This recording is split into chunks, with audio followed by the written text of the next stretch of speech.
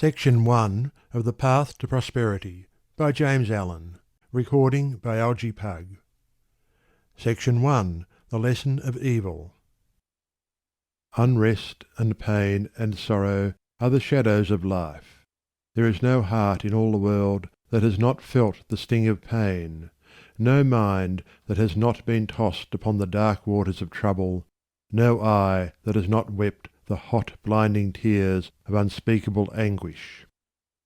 There is no household where the great destroyers, disease and death, have not entered, severing heart from heart, and casting over all the dark pall of sorrow. In the strong and apparently indestructible meshes of evil all are more or less fast caught, and pain, unhappiness, and misfortune wait upon mankind. With the object of escaping, or in some way mitigating this overshadowing gloom, men and women rush blindly into innumerable devices, pathways by which they fondly hope to enter into a happiness which will not pass away. Such are the drunkard and the harlot who revel in sensual excitements. Such is the exclusive aesthete who shuts himself out from the sorrows of the world and surrounds himself with enervating luxuries. Such is he who thirsts for wealth or fame, and subordinates all things to the achievement of that object, and such are they who seek consolation in the performance of religious rites. And to all the happiness sought seems to come, and the soul for a time is lulled into a sweet security, and an intoxicating forgetfulness of the existence of evil. But the day of disease comes at last, or some great sorrow, temptation, or misfortune breaks suddenly in on the unfortified soul, and the fabric of its fancied happiness is torn to shreds.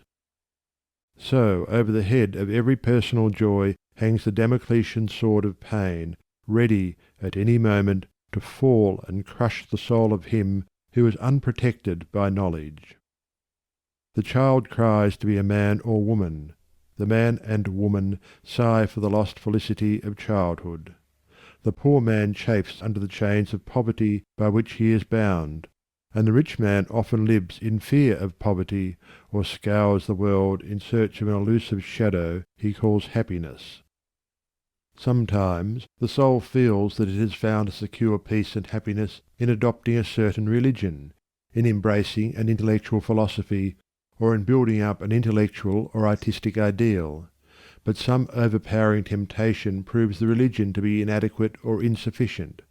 The theoretical philosophy is found to be a useless prop, or in a moment the idealistic statue upon which the devotee has for years been labouring is shattered into fragments at his feet. Is there, then, no way of escape from pain and sorrow? Are there no means by which bonds of evil may be broken? Is permanent happiness, secure prosperity, an abiding peace, a foolish dream? No, there is a way, and I speak it with gladness, by which evil can be slain for ever. There is a process by which disease, poverty, or any adverse condition or circumstance can be put on one side, never to return.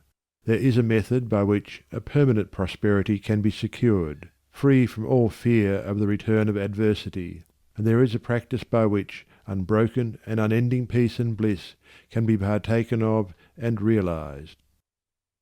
And the beginning of the way which leads to this glorious realization is the acquirement of a right understanding of the nature of evil.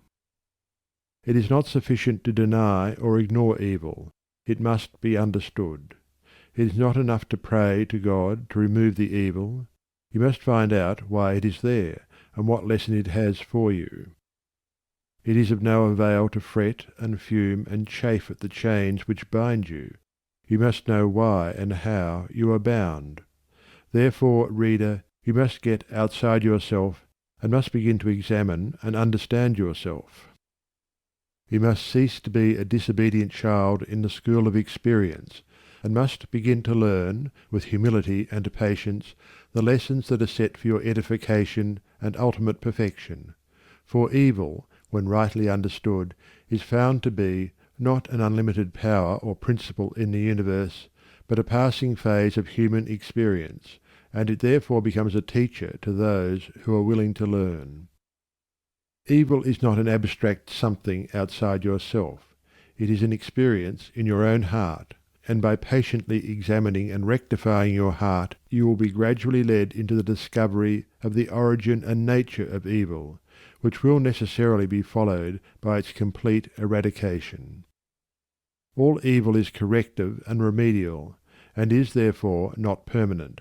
It is rooted in ignorance of the true nature and relation of things, and so long as we remain in that state of ignorance, we remain subject to evil. There is no evil in the universe which is not the result of ignorance, and which would not, if we were ready and willing to learn its lesson, lead us to higher wisdom, and then vanish away. But men remain in evil, and it does not pass away, because men are not willing or prepared to learn the lesson which it came to teach them. I knew a child who, every night when its mother took it to bed, cried to be allowed to play with the candle. And one night, when the mother was off guard for a moment, the child took hold of the candle.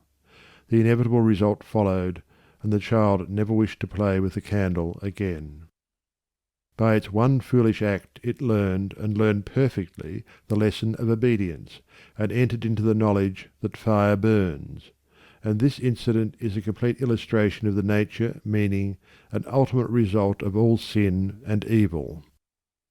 As the child suffered through its own ignorance of the real nature of fire, so older children suffer through their ignorance of the real nature of the things which they weep for and strive after, and which harm them when they are secured. The only difference being that in the latter case the ignorance and evil are more deeply rooted and obscure. Evil has always been symbolized by darkness, and good by light, and hidden within the symbol is contained the perfect interpretation, the reality, for just as light always floods the universe, and darkness is only a mere speck or shadow cast by a small body intercepting a few rays of the illimitable light, so the light of the supreme good is the positive and life-giving power which floods the universe, and evil the insignificant shadow cast by the self that intercepts and shuts off the illuminating rays which strive for entrance. When night folds the world in its black impenetrable mantle, no matter how dense the darkness, it covers but the small space of half our little planet, while the whole universe is ablaze with living light, and every soul knows that it will awake in the light in the morning. Know, then, that when the dark night of sorrow, pain, or misfortune settles down upon your soul, and you stumble along with weary and uncertain steps, that you are merely intercepting your own personal desires between yourself and the boundless light of joy and bliss, and the dark shadow that covers you is cast by none and nothing but yourself. And just as the darkness without is but a negative shadow, an unreality which comes from nowhere, goes to nowhere, and has no abiding dwelling place, so the darkness within is equally a negative shadow passing over the evolving and light-born soul. But, I fancy I hear someone say, why pass through the darkness of evil at all? Because, by ignorance, you have chosen to do so, and because, by doing so, you may understand both good and evil, and may the more appreciate the light by having passed through the darkness. As evil is the direct outcome of ignorance, so, when the lessons of evil are fully learned, ignorance passes away, and wisdom takes its place. But as a disobedient child refuses to learn its lessons at school, so it is possible to refuse to learn the lessons of experience, and thus to remain in continual darkness, and to suffer continually recurring punishments in the form of disease, disappointment, and sorrow. He, therefore, who would shake himself free of the evil which encompasses him, must be willing and ready to learn, and must be prepared to undergo that disciplinary process without which no grain of wisdom or abiding happiness and peace can be secured. A man may shut himself up in a dark room and deny that the light exists, but it is everywhere without, and darkness exists only in his own little room. So you may shut out the light of truth, or you may begin to pull down the walls of prejudice, self-seeking, and error which you have built around yourself, and so let in the glorious and omnipresent light. By earnest self-examination strive to realize, and not merely hold as a theory, that evil is a passing phase, a self-created shadow, that all your pains, sorrows, and misfortunes have come to you by a process of undeviating and absolutely perfect law, have come to you because you deserve and require them, and that by first enduring and then understanding them you may be made stronger, wiser, nobler. When you have fully entered into this realization, you will be in a position to mould your own circumstances, to transmute all evil into good, and to weave with a master hand the fabric of your destiny. What of the night, O watchman?